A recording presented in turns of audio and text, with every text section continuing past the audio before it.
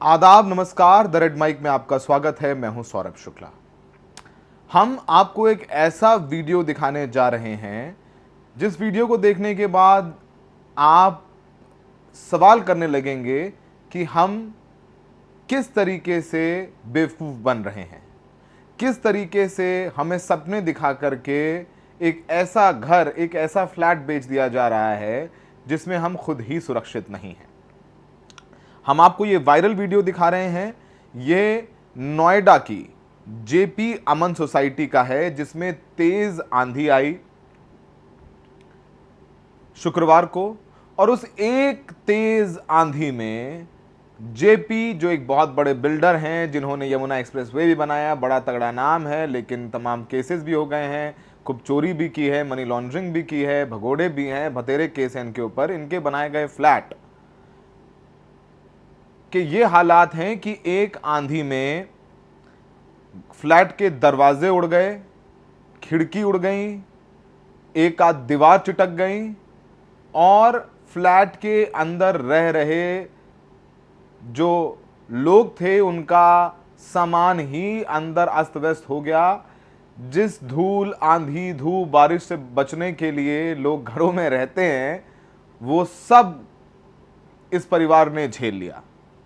ये नोएडा के सेक्टर 151 स्थित जेपी अमन सोसाइटी की तस्वीरें हैं।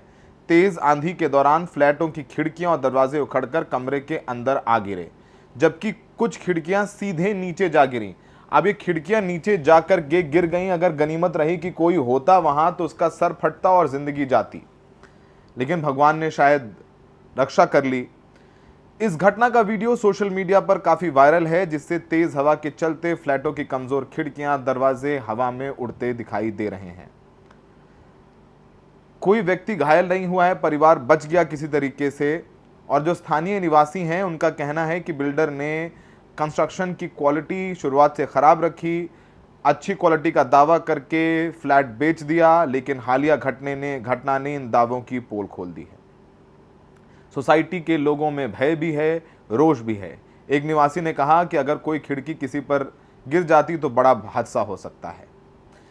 फिलहाल आरडब्ल्यूए ने बिल्डर और मेंटेनेंस टीम से जवाब मांगने की बात कही है, सुरक्षा दृष्टि से जल्द मरम्मत करने की बात कही है, लेकिन आप ये तस्वीरें देखें जो रोंगटे खड़े कर देने वाली हैं। अब आप सोचिए कि जिस देश में लोग एक घर बनाने के लिए अपनी पूरी जिंदगी की जमा पूंजी लगा देते हैं, अपने खून पसीने का पैसा लगा देते हैं, बैंक से लोन लेते हैं, किस तरीके से लोन चुकाते हैं और सोचते हैं कि अपने बच्चों को अच्छी छत देंगे, अच्छी जिंदगी देंगे, अच्छी सोसाइटी में रहेंगे, लेकिन उसी घर में अगर रहने में आपको डर लगने लगे कि कब छत गिर जाए, कब दरवाज़ा टूट जाए, कब खिड़की गिर जाए, कब सीलिंग गिर जाए, वो वाकई में एक समाज के तौर पर हमारी हार है। क्योंकि इन बिल्डरों ने हमें सपने दिखा करके कि golf course facing flat, river facing flat, फलानी बालकनी, ढिमकानी बालकनी, 24 घंटे जिम, गर्म पानी का पूल, सिक्योरिटी, सीसीटीवी, अभी 10% दें, फिर बैंक से लोन लें, करा के घर बेच दिया। और जो हालत हुई है वो आपके सामने है। और अगर आप वाकिफ़ हैं जेपी से, जेपी बिल्डर से, तो अब नोएडा कभी आए हैं तो दाहिने हाथ में एक पूरी की पूरी एक शहर है जेपी टाउन का। वहाँ पर लोग रहते हैं और ये फ्लैट भी नहीं मिले। बड़े प्रदर्शन करने के बाद, बड़े पापड़ बेलने के बाद ये फ्लैट मिले। कई तो लोग अपनी जान ही दे बैठे, गवा बैठे, क्योंकि उनका फ्लैट ही नहीं मिला, कोविड में मर गए। और ये सब फ्लैट आज 2-3 साल में इनकी डिलीवरी हुई है, लेकिन ये फ्लैट मिल जाने चाहिए थे 10 साल पहले। तमाम प्रदर्शन के बाद सुप्रीम कोर्ट गए, जेपी ने अपने आप को दिवालिया घोषित किया, फिर वो एक दूसरा बिल्डर आया और फिर किसी तरीके से फ्लैट बन के मिले हैं। लेकिन एक तूफान में ये सारे दावे, सारी बातें धराशाही हो गए। और तूफान में सोचिए, मतलब कोई टॉर्नेडो थोड़ी ना आया था, हवा का बवंडर थोड़ी ना आया था, वो तो आंधी है, मतलब साल में 50 आंधी ऐसी आती हैं। तो जो लोग इन फ्लैट्स में रह रहे हैं उन लोगों से पूछिए, उनके दिल से पूछिए कि वो किस कदर डरे और घबराए हुए हैं कि उनके अगर बच्चे जो हैं वो सुरक्षित ही नहीं है तो क्या फ़ायदा। अब इस पूरे मामले में एफआईआर कराने की बात भी हो रही है। परिवार वालों ने ये वीडियो बना करके डाला है, काफ़ी वायरल हो रहा है। और ये कहानी सिर्फ और सिर्फ जेपी की नहीं है, हम देश भर में देखते हैं, कभी सीलिंग गिर गई, कभी दीवार से पपड़ी उखड़ रही है, कभी दीवार दरक गई, कहीं वॉश बेसिन टूट गई। ये सब इस तरीके से झूठ बोल करके हम सब लोगों को फ्लैट बेच दिए जाते हैं। अच्छा, आदमी को लगता है कि फ्लैट का वादा तो कई साल पहले था तो फ्लैट ले ही लो, लेकिन हकीकत आपके सामने है। अब जाएं तो किसके पास जाएं? अमीर बिल्डर फिर कहेगा हम बनवा के दे देंगे, हम फलाना कर देंगे, ढिमकाना कर देंगे, आप मान जाएंगे। हादसे होते रहते हैं। कई लोगों की तो चोटें भी आई हैं। अगर आप करें नोएडा में, गुड़गांव में, गाज़ियाबाद में, बेंगलोर में, नवी मुंबई में, हर जगह ये फ्लैट कल्चर चल रहा है। ये फ्लैट कल्चर कितना हानिकारक है, कितना कंस्ट्रक्शन क्वालिटी ख़राब है, ये सब जो आपको ब्रोशर लेके घूमते हैं ना कि सर आप इन्वेस्टमेंट करना चाहते हैं, सर हमारे पास एक अच्छी इन्वेस्टमेंट अपॉर्चुनिटीज़ हैं, सर 10% अभी दीजिए, बाकी बाद में दीजिए। ये सब के सब हम लोगों को जाल में फंसाते हैं। जाल में फंसाने के बाद हमारा शोषण होता है, एक्सप्लॉयटेशन होता है, उसके बाद तमाम पापड़ बेलने पड़ते हैं। फिर जो जाके हमें फ्लैट मिलता है उसकी हकीकत आपकी आंखों के सामने है। हमारे मित्र और वरिष्ठ पत्रकार मिहिर गौतम समझा रहे हैं, बता रहे हैं कि दिल्ली और एनसीआर में फ्लैट्स की क्या हालत है, किस कदर लोग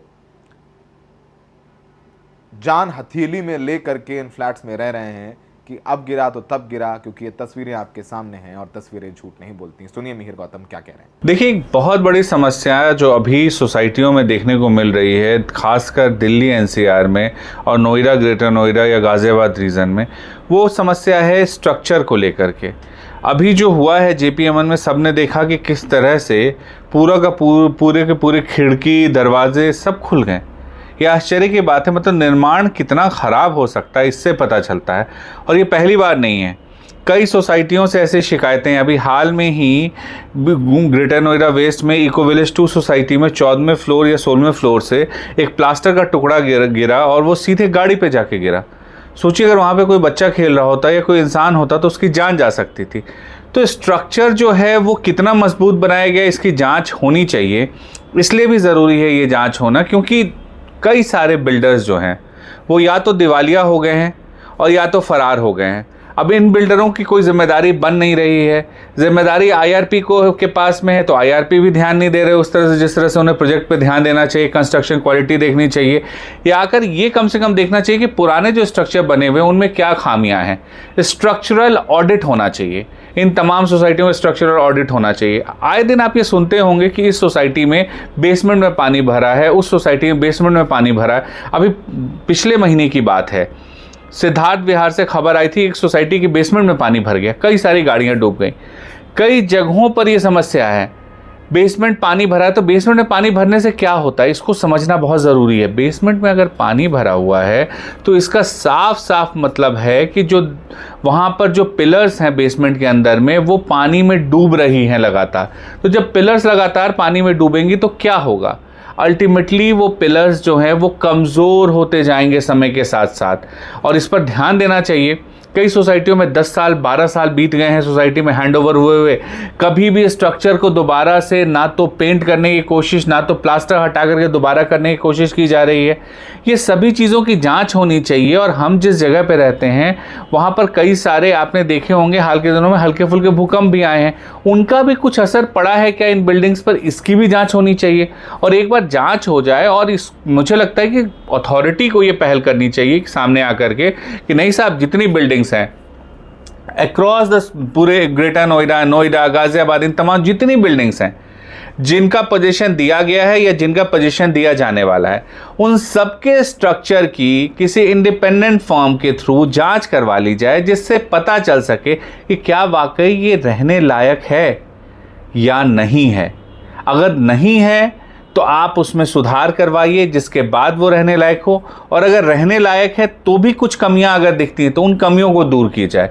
ये बहुत ज़रूरी है। अगर ये नहीं होगा तो आने वाले दिनों में ये स्ट्रक्चर और कमज़ोर होते जाएंगे समय के साथ साथ। और सिर्फ इंतज़ार इसका सॉल्यूशन नहीं है, किसी घटना का इंतज़ार करने से बेहतर है कि उससे पहले सामने आकर के अथॉरिटी अभी अपनी जिम्मेदारी निभा दें।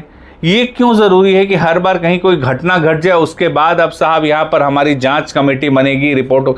कोई ज़रूरत नहीं है। आपको पता है इस तरह की खबरें आ रही हैं लगातार, जेपी अमन में हुआ, बाकी जगहों पर भी कई चीज़ें हो रही हैं। आपके पास सारी जानकारी जा रही है, सारी सूचना जा रही है, आपके पास पूरा तंत्र है, तो आप क्यों नहीं इस दिशा में आगे बढ़ रहे हैं? और बढ़ना चाहिए, और सरकार को भी सामने आकर के ये आदेश देना चाहिए कि नहीं साहब, अगर इस इलाके में इतने ज़्यादा कंप्लेंट्स आ रहे हैं तो यहाँ पर सब स्ट्रक्चर ऑडिट कराइए, सच सामने आए और लोगों की ज़िंदगी से खिलवाड़ बंद हो।